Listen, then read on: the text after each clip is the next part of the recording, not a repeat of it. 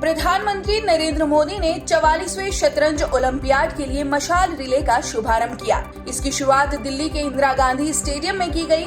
मशाल रिले के शुभारंभ पर प्रधानमंत्री नरेंद्र मोदी ने सभी प्रतिभागियों को शुभकामनाएं दी। इस अवसर पर पीएम मोदी ने कहा, आज चेस ओलंपियाड गेम्स के लिए पहली टॉर्च रिले भारत से शुरू हो रही है और इसी साल पहली बार भारत चेस ओलंपियाड गेम्स को होस्ट भी करने जा रहा है। देश भर में अग्निपथ योजना पर जारी विरोध के बीच सेना ने एक प्रेस कॉन्फ्रेंस की। इस प्रेस कॉन्फ्रेंस में अग्निपथ योजना पर सैन्य मामलों के विभाग के अतिरिक्त सचिव लेफ्टिनेंट जनरल अनिल पुरी ने कहा कि ये योजना किसी भी हालत में वापस नहीं होगी। उन्होंने कहा कि सेना में भर्ती होने के लिए सबसे पहली जरूरत अनुशासन की होती है, इसीलिए युवाओं को शांत होकर योजना को समझना चाहिए। इस प्रेस कॉन्फ्रेंस में ये भी कहा गया है कि जो युवा हिंसा में भाग ले रहे हैं और जिनके खिलाफ एफआईआर दर्ज होगी, उन्हें सेना में भर्ती होने का मौका नहीं दिया जाएगा। विदेश मंत्री एस जयशंकर ने स्पष्ट शब्दों में कहा कि भारत किसी भी सूरत में चीन को न तो वास्तविक नियंत्रण रेखा यानी कि एलएसी की यथास्थिति से छेड़छाड़ करने देगा और न ही उसमें एक तरफा बदलाव करने देगा। पूर्वी लद्दाख में सीमा विवाद के बारे में बात करते हुए जयशंकर ने कहा कि चीन ने 1993 और 1996 के समझौते का उल्लंघन करते हुए पूर्वी लद्दाख में एलएसी पर बड़ी संख्या में सैनिकों की तैनाती की और स्पष्ट रूप से चीन एक तरफा ढंग से एलएसी को बदलना चाहता है। विदेश मंत्री ने ये भी बताया कि सीमा पर अभी भी तनाव बना हुआ है, लेकिन कुछ बिंदुओं से दोनों तरफ से सैनिकों की वापसी हुई है, परंतु अभी भी बहुत कुछ किया जाना है। केंद्रीय विदेश राज्य मंत्री वी मुरलीधरन ने कहा कि भाजपा को संदेह और चिंता है कि केरल के मुख्यमंत्री पिनराई विजयन सोना तस्करी मामले के सहभागी हो सकते हैं। मुरलीधरन ने मीडिया कर्मियों के एक सवाल पर कहा कि भाजपा का संदेह सोना तस्करी मामले में विजयन सरकार के व्यवहार पर आधारित है।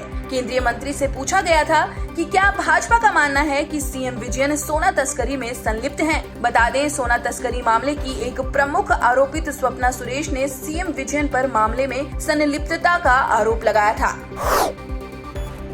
5G के बारे में जानकारी देते हुए दूरसंचार मंत्री अश्विनी वैष्णव ने कहा कि इस साल अगस्त सितंबर में देश में 5G सेवा शुरू हो जाएगी और साल के अंत तक 20 से 25 शहरों व कस्बों में ये सेवा उपलब्ध हो जाएगी। उन्होंने ये संकेत भी दिया कि इसकी कीमतें वैश्विक औसत की तुलना में कम होंगी। उन्होंने कहा कि आज भी भारत में डाटा दर $2 के आसपास है, जबकि इसकी वैश्विक औसत $25 है। इसी तरह उपभोक्ताओं को 5G सेवाओं के लिए भी वैश्विक औसत की तुलना में कम कीमत चुकानी पड़ेगी। जम्मू कश्मीर के कुपवाड़ा और कुलगाम में रविवार को सुरक्षा बलों और आतंकियों के बीच हुई मुठभेड़ में सुरक्षा बलों को बड़ी सफलता हाथ लगी है। जहां कुपवाड़ा में हुई मुठभेड़ में सुरक्षा बलों ने 2 आतंकियों को मार गिराया है। बता दें, कुपवाड़ा पुलिस और 28 आरआर सेना के जवानों ने रविवार को आतंकियों की खोजबीन के लिए विशेष अभियान चलाया। इस दौरान छिपे हुए आतंकियों ने संयुक्त टीम पर गोलियां चलाना शुरू कर दिया, जिसके बाद जवाबी कार्रवाई करते हुए सुरक्षा बलों ने 2 आतंकियों को मार गिराया। शनिवार को काबुल में कारते परवान गुरुद्वारे पर हुए हमले के बाद भारत सरकार एक्शन मोड में आ गई है। हमले के 24 घंटे के बाद ही गृह मंत्रालय ने अफगानिस्तान में 100 से अधिक सिखों और हिंदुओं को प्राथमिकता के आधार पर ई वीजा प्रदान कर दिया है। गुरुद्वारे पर हुए हमले के बाद कई बड़े नेताओं के साथ विदेश मंत्री एस जयशंकर ने भी चिंता व्यक्त की थी। गुरुद्वारे पर हुए हमले की जिम्मेदारी इस्लामिक स्टेट ने ली है। इस हमले में गुरुद्वारे के एक ग्रंथी और गार्ड की मौत हो गई थी, जबकि 7 लोग घायल हुए थे।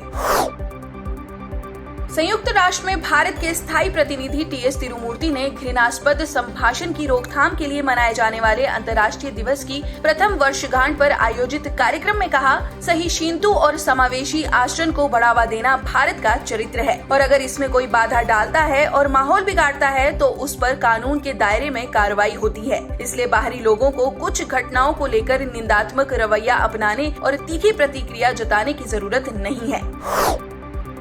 असम में बाढ़ और उसके परिणाम स्वरूप हुए भूस्खलन से इस साल अब तक 62 लोगों की मौत हो चुकी है।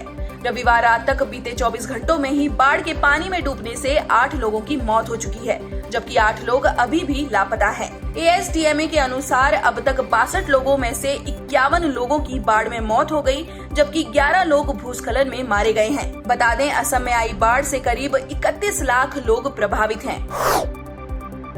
रविवार को रूस यूक्रेन युद्ध के विषय में बातचीत करते हुए नाटो प्रमुख ने कहा कि यूक्रेन में युद्ध वर्षों तक चल सकता है।